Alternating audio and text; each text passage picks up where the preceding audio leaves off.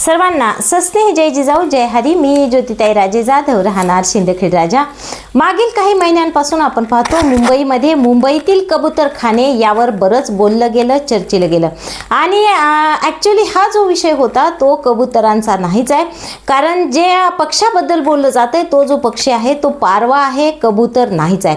आणि पारव्यांचं हे वैशिष्ट्य आहे की पारवे कधीच झाडावर राहत नाहीत, ते बिल्डिंगवरच वास्तव्य करतात. स्वतःचं खिडकीचे व्हेंटिलेटर असतील, खिडकीजवळ थोडीशी जागा असेल किंवा गॅलरीत असेल, कुठे एखाद्या इमारतीमध्ये थोडीशी फट असेल, अशा ठिकाणी हे स्वतःचे घरटे बनवतात. आणि विशेष म्हणजे ते एवढ्या फास्ट वाढतात, एवढ्या जलद गतीने ते मल्टिप्लाय होत राहतात आणि त्यांची जी संख्या आहे ती झपाट्याने वाढते. मग मुंबईमध्ये वाढत जाणारी ही जी संख्या आहे तो विषय मग चर्चेला जाऊ लागला. का? कारण मुंबईमध्ये अनेक लोकांना श्वसनाचे आजार होऊ लागलेत आणि त्याचे कारण जेव्हा शोधल्या गेले त्यावेळी धक्कादायक अशी माहिती समोर आली. ती म्हणजे की ह्या कबुतरांची जी विष्ठा आहे त्या विष्ठेमधून अशा पद्धतीने हे आजार पसरतात किंवा त्या विष्ठेमधून किंवा छोट्या छोट्या पंखांपासून त्यांच्या श्वसनाचे आजार लोकांना होऊ लागलेले आहेत, असा निष्कर्ष डॉक्टर लोकांनी मांडला. आणि कोर्टाने सुद्धा मग तशा पद्धतीचे आदेश दिले की हे कबूतरखाने बंद करण्यात यावे. मग आज पुन्हा हे सगळं मी तुम्हाला का सांगते, त्याला कारण विशेष असं आहे की काल मुंबईमध्ये एक धर्मसभा झाली आणि तिला नावच असं होतं. ती सगळे जैन मुनी वगैरे त्या ठिकाणी होते, मारवाडी आणि जैन मुनी त्या ठिकाणी त्या धर्मसभेला उपस्थित होते. आणि कबूतर बचाव धर्मसभा तिला नावच होतं, कबूतर बचाव धर्मसभा असं त्या ठिकाणी त्याला नाव देण्यात आलेलं होतं. आणि त्या ठिकाणी जे काही बोलल्या गेलं, जे काही वक्तव्य झाले ते अतिशय म्हणजे संतापजनक आहेत. आणि ह्या पद्धतीने जर तुम्ही निषेध करत असाल किंवा जैन समाज जो आपल्याला अहिंसा परमो धर्म सांगतो, कारण आपण पाहिलं की त्या ठिकाणी एक जी व्यक्ती आहेत त्यांचे जैन मुनी ते बोलताना म्हणतात की 2-4 माणसं मेले तर काय फरक पडतो. आत्तापर्यंत 200 वर्षापासून कबूतर या ठिकाणी राहतात, मग काही माणसं मेले असतील तर मग काय हरकत आहे किंवा काय फरक पडतो 2-4 माणसं मरत असतील तर.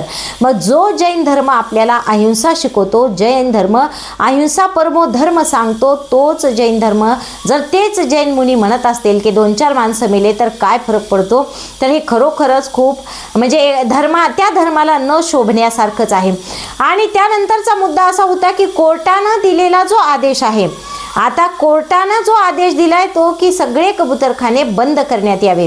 पण या ठिकाणी ते म्हणतात की म्हणूनच आज या आमच्यासारख्यांच्या भावनांचा विचार होत नाही, म्हणजे आम्ही जैन मुनी जे काही सांगतोय आमच्या भावनांचा विचार होत नाही, म्हणूनच आज सरन्यायाधीशावर बूट फेकला जातो किंवा मारण्याची वेळ या ठिकाणी भारतामध्ये आलेली आहे.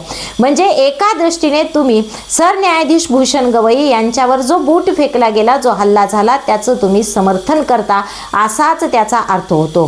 तिसरी गोष्ट ते असं बोलले की जरांगे पाटलांनी जो उपोषण केलं होतं, जे आंदोलन केलं होतं ते अहिंसेच्या मार्गाने होतं, तशाच पद्धतीने आम्ही सुद्धा आता उपोषणाला बसणार आहोत आणि आम्ही आमच्या मागण्या शासनाकडून मान्य करूनच घेणार आहोत. तर या ठिकाणी जरांगे पाटलांनी जे उपोषण केलेलं आहे त्याची आणि याची कुठंच बरोबरी होऊ शकत नाही. कारण जरांगे पाटलांचं जे आंदोलन होतं ते अतिशय गरजवंत आणि गोरगरीब मराठ्यांसाठी होतं, जे स्वतःच्या अस्तित्वाची लढाई होती ती मराठा समाजाची. आणि त्यामुळं ते उपोषण आणि त्या सगळ्या गोष्टींना एवढं महत्त्व होतं. जर तुम्हाला बसायचंच असेल तर तुम्ही निश्चित बसू शकता, की वाटलं तर 2-4 कबूतरं घेऊनही तुम्ही उपोषणाला बसले तरी काही हरकत नाही. पण त्या उपोषणाला शासन किती गांभीर्याने घेतं हे मात्र सांगता येणार नाही. त्यानंतर त्यांनी अजून एक मुद्दा त्या ठिकाणी बोलले, ते म्हणजे की आम्ही म्हणजे जैन आणि मारवाडी असा त्यांनी उल्लेख केलेला आहे बोलताना. आम्ही जैन आणि मारवाडी लोक या ठिकाणी मुंबईमध्ये सगळ्यात जास्त टॅक्स भरतो आणि सगळ्यात जास्त टॅक्स आम्ही भरतो, त्यामुळे आमच्या टॅक्सवर ही मुंबई चालते. म्हणजे आता खरोखर मूळ निवासी जे महाराष्ट्रीयन लोक आहेत त्यांनी या विधानाला सिरियसली घेतलं पाहिजे, गांभीर्याने घेतलं पाहिजे आणि याच्यावर विचार झाला पाहिजे, याला उत्तर दिलं पाहिजे. कारण शेवटी त्यांच्या मनात जे आहे, जे त्यांच्या पोटात आहे ते त्यांच्या ओठात आलं काल, आणि त्यांनी सांगितलंय की आम्ही या ठिकाणी टॅक्स भरतो आणि आम्ही भरलेल्या टॅक्सवर मुंबई चालते. तर अशा पद्धतीने त्यांनी नाही टॅक्स भरला तर चालतो ना, तुम्ही तुमचा टॅक्स तिकडे राजस्थानला भरा ना किंवा तुम्ही गुजरातला भरा, इथं भरता थांबताच कशासाठी? तुम्ही वापस जाण तिथं टॅक्स भरत राहा. पण एकतर तुम्ही तिथून येऊन या ठिकाणी मुंबईच्या जीवावर मोठे झाले आणि आज तुम्ही म्हणता की आमच्या जीवावर मुंबई चालते.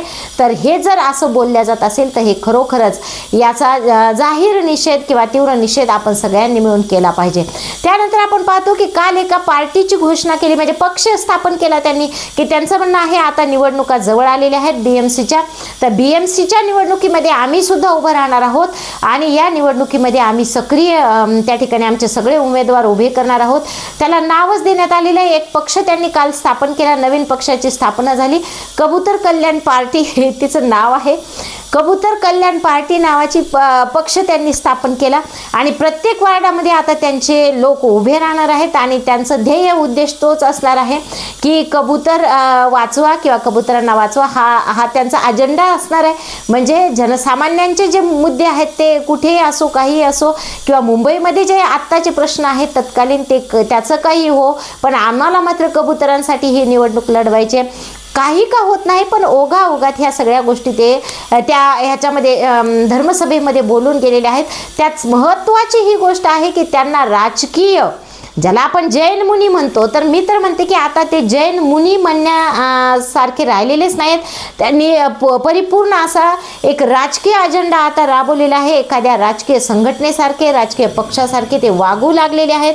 कुठलं जैन धर्माचं कुठलंही तत्वज्ञान ते आता पाळताना दिसत नाही आहेत. म्हणजे अशा पद्धतीने त्यांना एंट्री करायचीच होती राजकारणात. पण हा सगळा जो खेळ आहे, हे सगळं जे काय आहे त्या ठिकाणी ज्याला आपण म्हणू ड्रामा जो आहे तो चालवला गेला आणि त्यातून आज एका नवीन पक्षाची स्थापना त्यांनी केली आणि आम्ही निवडणुकीत उतरणार आहोत याची सुद्धा घोषणा केली. मग कदाचित ह्या सगळ्या ज्या गोष्टी आहेत त्या फक्त तेवढ्यासाठीच केल्या गेल्यात का, हा मात्र आता प्रश्न आहे. तर यापुढे सुद्धा आता हे आंदोलन जे आहे, कोर्टाने तर आदेश दिलेलेच आहेत की हे सगळे कबूतरखाने जे आहेत ते नष्ट करण्यात यावे, बंद करण्यात यावे आणि त्या जागेचा उपयोग करण्यात यावा. तर मग आता त्याही ठिकाणी यांचं म्हणणं आहे की ह्या ज्या जागा आहेत ते शासन हडप करणार आहे किंवा ह्या ज्या ठिकाणी कबूतरखाने आहेत त्या जागा ज्या आहेत त्या सगळ्या शासन आता हडप करेल किंवा त्या ठिकाणी कुठले तरी पुतळे आणून उभे करेल. जर पुतळे उभे केले जातील तर ते थोर पुरुषांचे, महापुरुषांचेच केले जातील, तर त्याला तुमचा विरोध का असावा हा एक प्रश्न आहे. कारण ते म्हणतात की ह्या जागा आता ते हडप करतील आणि इथे पुतळे उभारतील. तर पुतळे तर काय ते स्वतःचे उभारणार नाहीत, तर या ठिकाणी महापुरुषांचेच पुतळे उभारले जातील.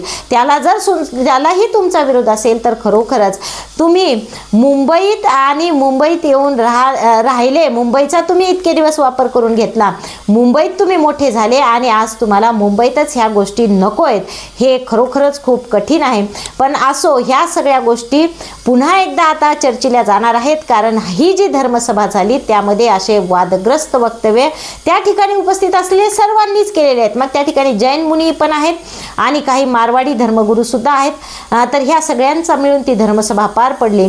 असो, तर या ठिकाणी थांबूयात. तुमचं काय मत आहे, आवडल्यास नक्की लाईक करा, शेअर करा आणि कमेंट्स करून सांगा की तुमचं याबद्दल काय मत आहे. तर थांबूयात. धन्यवाद. रामकृष्ण हरी.